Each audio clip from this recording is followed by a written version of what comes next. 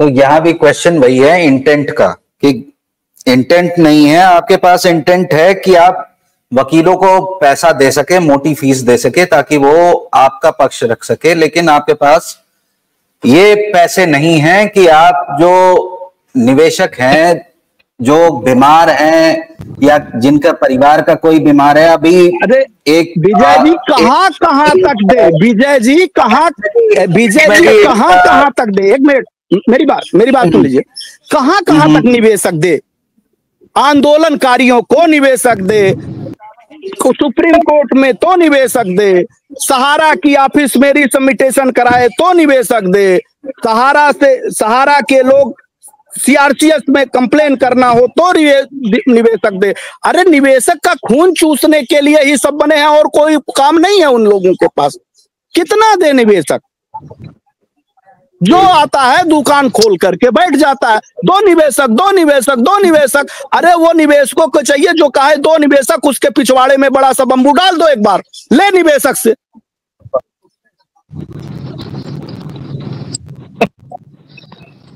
क्या अबे जी भाषा थोड़ी सी सच बोलता हूँ नागेंद्र जी, सच बोलता हूँ। बताइए ना कौन एजेंट और कौन सहारा का प्रबंधन तंत्र जो अपनी जेब से पैसा लगा रहा?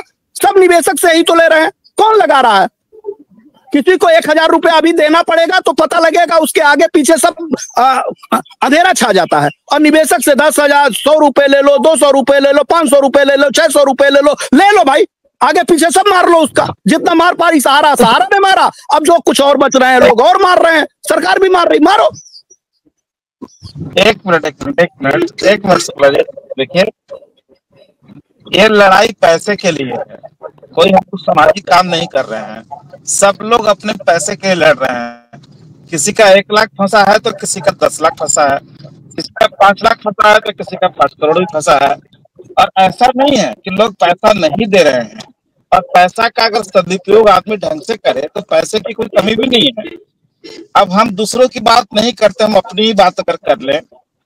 हम लोगों ने 1 साल पहले सुप्रीम कोर्ट जाने के लिए रास्ता बनाया, खर्च का आंकड़ा तैयार किया, और हम लोगों ने अपने एनजीओ का जो मेंबरशिप था 250 रुपये का, उसी को रेगुलेट कर दिया। हमारे पास लगभग 29,000 के आसपास मेंबर आए, जिसमें से कुछ मेंबर अभी तक नहीं दिए हैं, लेकिन लगभग 28,000 से 27,000 का लगभग लोग दे दिए। तो हमारे पास में कैसे नहीं पैसा आया? मेरे पास में लगभग 70 लाख रुपए आए। अब उसमें से हम विधिवत उसको उसी ढंग से खर्च कर रहे हैं। मैं बात तो यही कह रहा हूँ कि निवेशक कहाँ पैसा दे। रिसबमिटेशन के नाम पे पैसा दे, आंदोलनकारियों के नाम पे पैसा दे, कोई और है जो पैसा दे रहा हो। अगर एक बार मन बना ले सभी लोग तो ये पैसे का खेल खत्म हो जाए, या तो कोर्ट ही चला जाए, या तो सरकार के पास चढ़ ले उनके सीने पे। अगर भाई 40-30,000 संख्या है आपके पास है, 10-5,000 हमारे पास भी होगा, नहीं होगा हमारे पास उतने लोग तो होगा ना भाई 10-20-50,000। तो चलिए ना वहां पे। ये रोज का मरने से क्या फायदा है? अरे एक ही बार मारा जाए। अभी मैं आ रहा हूँ, उसी पर हम बात कर रहे हैं। क्यों मरेंगे? मरने के लिए आए हैं क्या? पैसा भी देंगे हम ही और मरेंगे हम ही। जिसको मरना होगा वो मरेगा, हम लोग क्यों मरेंगे? जो लड़ेंगे वो कभी नहीं मरेंगे। 5,000 लोग क्यों मर गए मेरे भाई? उनकी क्या गलती थी? अरे बस आपकी सांस चल रही है, इस नाते आप बोल रहे हैं। आपकी सांस हमारी सांस चल रही है, इस नाते वो बोल रहे हैं। जो चले गए उनको बोलने का मौका ही कहाँ है? लेकिन बोल तो वो भी रहे थे, वो पीड़ा में तो वो भी थे। अरे शुक्ला जी, आपका सबसे बड़ा प्रॉब्लम क्या, आप किसी को बोलने ही नहीं देते हैं। कुछ बोलने दीजिए ना, या तो बोलिए तो चुपचाप होते, पहले पूरा बोल लीजिए, फिर हम कुछ बोले। बोलने दीजिए अभय जी, फिर हम बोलते हैं। आप कंप्लीट कीजिए नागेंद्र जी। बोलिए। नहीं, शुक्ला जी को जितना बोलना है पहले बोल लेने दीजिए, उसके बाद हम अपनी बात को रखेंगे। हो गया शुक्ला जी का हो गया। अभी आप अपनी बात कंप्लीट कीजिए। देखिए, कोई भी चीज को जब तक आप सिस्टम से नहीं करेंगे ना, तो हवा हवाई हो जाता है। और हम लोग हवा हवाई कोई काम नहीं करना चाहते।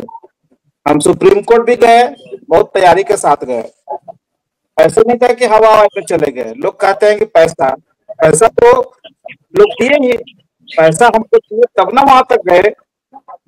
सबको पता है कि सुप्रीम कोर्ट में जब एक लॉयर को आप खड़ा करते हो ना, तो फ्री में कोई नहीं आता, सबको मालूम है कि पैसा लगता है। हम लोग कम पैसा आया, जो आया उसमें हम लोग 10-12 वकील जो भी खड़े किए हैं उसी से कर रहे हैं, और पैसा भी हम लोग के पास ही बचा हुआ है। मतलब एक अच्छी लीगल लड़ाई लड़ने के लिए जितना रुपया चाहिए उतना रुपया आज हमारे संगठन के पास है। सीधी सी बात है। हमने देश के लोगों को बराबर बताया तो हमको पैसा कहाँ कितना मिला, कितना खर्च हुआ, आगे का क्या हमारा है।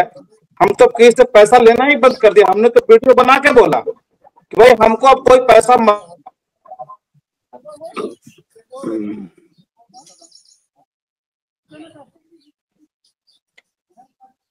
नागेंद्र जी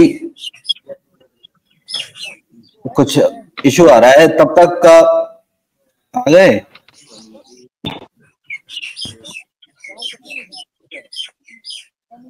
जी बताएं, मुकेश जी को ले लीजिए, मुकेश जी को।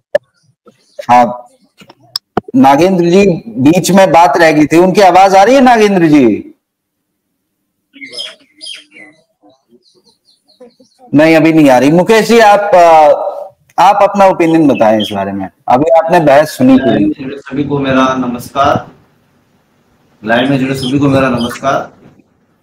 सर जमाकर्ता तो काफी परेशान हो चुका है और अब चाहिए सिर्फ एक बड़ी चोट चाहिए, सभी संगठन को एक। मुकेश जी थोड़ा अपना पोजीशन सेट करें, आप का चेहरा बिल्कुल कटा हुआ सा आ रहा है। जी सर। हाँ थैंक यू सर। मेरा कहना यही है कि सभी संगठन को अब एक होके चलना चाहिए, ताकि उससे क्या एक ही बड़ी चोट करनी है सरकार के ऊपर, आंदोलन के कारण, आंदोलन से ही होगी।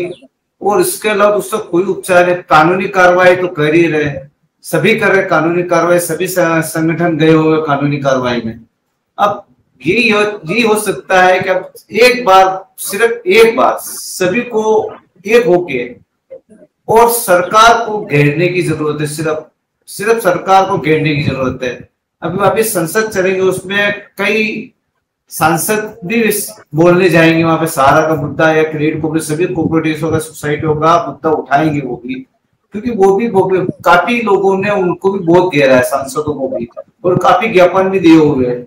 हर जगह जाते हैं तो वहां पे उनको ज्ञापन मिलता है, वो भी परेशानी समझ रहे हैं जमाकर्ताओं की, और सुन भी रहे हैं, और उनको ज्ञापन ले भी रहे हैं और आश्वासन भी दे रहे हैं। पर आश्वासन दे रहे हैं तो सिर्फ वहां पे, अगर ये सरकार की ही प्रतिनिधि जाएंगे जो बीजेपी की, वो उनको बोलने नहीं दिया जाता। इसमें जरूरत है विपक्ष को घेरना, क्योंकि आज के समय विपक्ष बहुत मजबूत है।